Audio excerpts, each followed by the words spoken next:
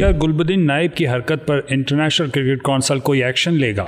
Gentleman game को खराब करने पर क्या अफगानिस्तान के हेड कोच जोनाथन ट्राउट किसी मुश्किल में पड़ सकते हैं? Afghan cricket team T20 world cup के सेमीफाइनल में तो पहुंच गई है, लेकिन क्रिकेट पंडितों ने स्पोर्ट स्पिरिट को मुतासिर करने पर गुलबदीन नाइब और Afghan head coach Jonathan trout को आड़े हाथों लिया है। हुआ कुछ यूं कि बांग्लादेश और अफगान टीम के दरमियान एक अहम मैच के दौरान बार बार बारिश हो रही थी। 12वें ओवर में जब नूर अहमद बॉलिंग करा रहे थे तो उस वक्त बांग्लादेश के 81 रन पर 7 खिलाड़ी आउट हो चुके थे। डकवर्थ लुइस के तहत बांग्लादेशी टीम 2 रन से पीछे थी। ऐसे में कैमरे की आंख ने वो मंजर सबको दिखाया जब अफगान कोच जोनाथन ट्राउट ने बारिश का इशारा करते हुए अफगान खिलाड़ियों को ये भी इशारा किया कि वो गेम को स्लो कर दें। इशारा मिलते ही गुलबदीन नाइब जो स्लिप में खड़े थे अचानक ही जमीन पर गिर पड़े और हेमस्ट्रिंग का वावेला करने लगे। अब उन्होंने ऐसा शोर मचाया जैसे उन्हें बहुत दर्द हो रहा है। नवीन उल हक और दूसरे खिलाड़ी गुलबदीन नाइब को पकड़कर मैदान से बाहर ले गए।